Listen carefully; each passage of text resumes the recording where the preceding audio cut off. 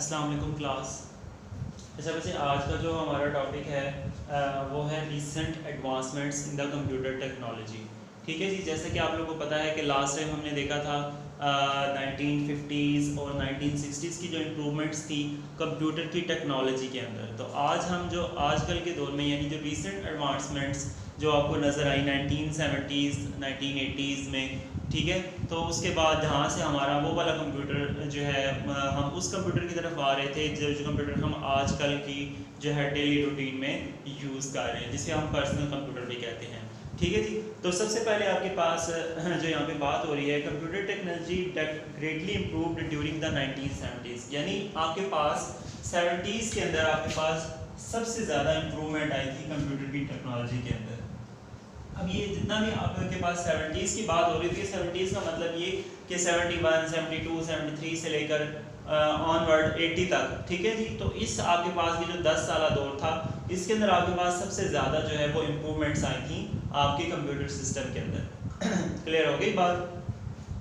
अच्छा जी, अब ये जो आपके पास कंप्यूटर थे जो 1970s में इन्वेंट करवाए जा रहे थे, सबसे पहले आपके पास इसमें क्या क्वालिटी पाई जाती थी? ये चीपर थे एंड साइज जो है वो रिड्यूस हो गया था। ठीक है जी, चीप और साइज। चीप का मतलब क्या है? सस्ते। पहले आपके पास आपको जैसा कि पता है कि पहले वाले सिस्टम्स बहुत ज़्यादा एक्सपेंसिव थे, उनको हैंडल करना भी बहुत ज़्यादा एक्सपेंसिव था। ठीक है जी, जैसा कि आप लोगों को पता है कि जो फर्स्ट कंप्यूटर था वो बहुत ज़्यादा साइज भी उसका बहुत ज़्यादा बड़ा था। ठीक है जी, इसके अलावा उसके लिए एयर कंडीशनिंग भी रिक्वायर्ड थी कि आगे जाके जब आप जनरेशंस पढ़ेंगे ना तो उसमें आपको ये चीज़ें क्लियर हो जाएंगी। तो वो सब चीज़ें अब जो एडवांसमेंट्स हो रही थी इसके अंदर ये चीज़ जो है ये रिड्यूस हो रही थी, साइज भी उसका रिड्यूस हो गया था। इसके अलावा जो आपकी उसका क्वालिटी है वो भी बेहतर थी और सस्ती थी।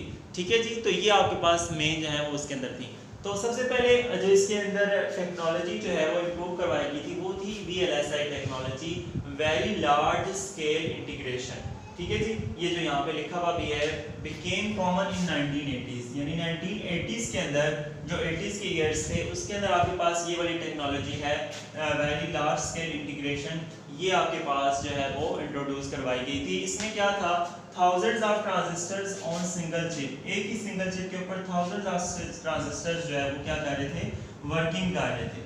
ठीक है जी, क्लियर हो गई बात? उसके बाद it's results PC personal computer, और इसी से हमारे पास हमारा जो पर्सनल कंप्यूटर की इन्वेंशन थी वो इसी से हमारे पास हुई है। ठीक है, ये पर्सनल कंप्यूटर आप लोगों ने देखा होगा पहले पहले जो आप लोग कंप्यूटर्स जो है वो यूज़ किया करते थे जिसमें एक CPU होता था, ठीक है, इसके अलावा एक मॉनिटर होता था, कीबोर्ड, माउस, तो वो उसको हम पर्सनल कंप्यूटर कहते हैं जो उसे हम पर्सनल यूज़ के लिए यूज़ कर सकते हैं। ठीक है जी, तो वो इसने इन्वेंट करवाया। इसके बाद स्मॉलर एंड इनएक्सपेंसिव, यानी ये साइज में भी छोटा था पहले से और इतना ज़्यादा एक्सपेंसिव भी नहीं था कि इसको खरीदना जो है वो महाल हो जाए। ठीक है जी, तो ये आपके पास मेन जो ये देखें ना, अक्सर पेपर में क्वेश्चन वो पूछ लेता है कि VLSI टेक्नोलॉजी क्या है और उसकी क्या क्वालिटीज़ थी। तो ये जितना यहाँ पे लिखा हुआ है ये 3-4 लाइनें इसके बारे में ये आपको पता होनी चाहिए ताकि आप इसको पेपर में अगर पूछा भी जाए, ये शॉर्ट क्वेश्चन के तौर पे अक्सर जो है ये पूछा जाता है, तो इसमें अगर आप ये 3 पॉइंट्स लिख देंगे, ठीक है, तो आपको 2 मार्क्स जो है वो मिल जाएंगे। ठीक है जी, सेकंड पैराग्राफ हो गया। उसके बाद वो क्या कह रहा है? Intel and Motorola corporations, third paragraph में रीड आउट कर रहा हूँ। Intel and Motorola corporations were very competitive in the manufacturing of the computer processor chips during 1980s। आप लोगों ने देखा होगा अक्सर अगर पुराने जो आपके पास अगर आप अपने जो है मतलब पेरेंट्स से पूछें तो उनको भी पता होगा इस चीज़ का कि आपके पास जो पहले पहले कंप्यूटर होते थे वो इंटेल और मोटोरोला के मोबाइल फ़ोन भी थे, कंप्यूटर्स भी थे। ठीक है जी, लेकिन आजकल इन कंपनीज में मतलब इतना ज़्यादा नहीं इनको पूछा जाता। ठीक है, तो ये 1980s की बात हो रही है। तो उस वक्त इसने भी आपके पास ये जो 2 मेन कंपनियां थी इंटेल और मोटोरोला, इन्होंने भी कंप्यूटर की इन्वेंशंस में बहुत ज़्यादा अहम किरदार जो है वो इन्होंने अदा किया था।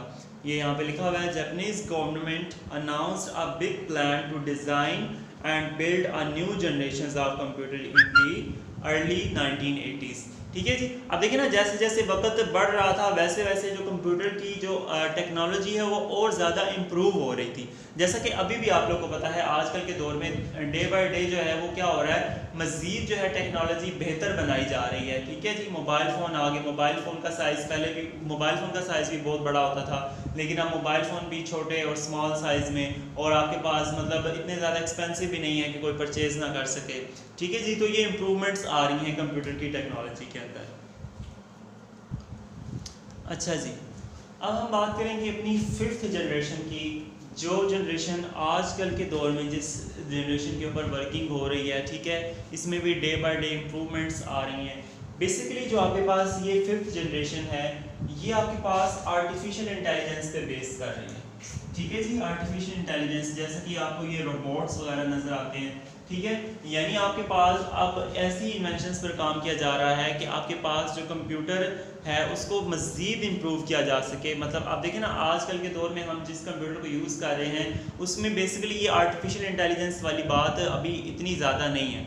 ठीक है, तो वो इसको इम्प्रूव बना रहे हैं। इसमें वो क्या कह रहा है, ये लास्ट पैराग्राफ है, the new generation is known as the 5th generation computers, it uses new technologies and is based on the artificial intelligence. The cost of the computer is decreasing rapidly. The efficiency and convenience of the computers are expected to increase in near future. वो क्या कह रहे हैं, यानी उसकी cost को जो है वो कम करना चाह रहे हैं, और उसकी जो वर्किंग है उसको क्या बनाना चाह रहे हैं, ज़्यादा एफिशिएंट बनाना चाह रहे हैं। ठीक है जी, the field of the computer is growing rapidly. Some important applications in the computer field in recent years include computer networking, email and electronic publishing etc. ठीक है जी, ये आजकल की जो डेली लाइफ में आपके पास एप्लीकेशन जो हैं वो यूज़ हो रही हैं। ठीक है जी, the rapid changes in the computer technologies continue to produce cheaper and more powerful computers. Computer is very most of the homes, offices and schools etc. देखिए ना, अब आप लोगों को पता है कि पहले आपके पास बहुत कम जगहों पे ऐसी जगह होती थी जहाँ पर आपके पास कंप्यूटर सिस्टम पाया जाता था, लेकिन आजकल का जो दौर है उसमें हर घर में आपके पास आपको कंप्यूटर मिलेगा। इसके अलावा ये जो आपका मोबाइल फ़ोन है, मोबाइल फ़ोन तो तकरीबन आपके अगर घर के अगर 4 अफराद हैं तो उन सब के पास एक अपना अपना मोबाइल फ़ोन होगा। ठीक है जी, तो बेसिकली बताने का मकसद ये है कि आपके पास ये जो कंप्यूटर है ये किस तरह जो है आपके पास जो है इसकी जो ग्रोथ है वो बढ़ रही है, और किस तरह ये आपके पास जो है हर जगह पे यूज़ हो रहा है। ठीक है जी, तो ये यहाँ तक आपने रीसेंट एडवांसमेंट इनको पढ़ लेना है गौर से। फिर भी कोई कन्फ्यूजन आपको लगती है तो आप मुझसे पूछ सकते हैं। फिर कल इंशाल्लाह हम लोग जो है जनरेशन जो हैं वो स्टार्ट करेंगे। ओके जी, अल्लाह हाफ़िज़।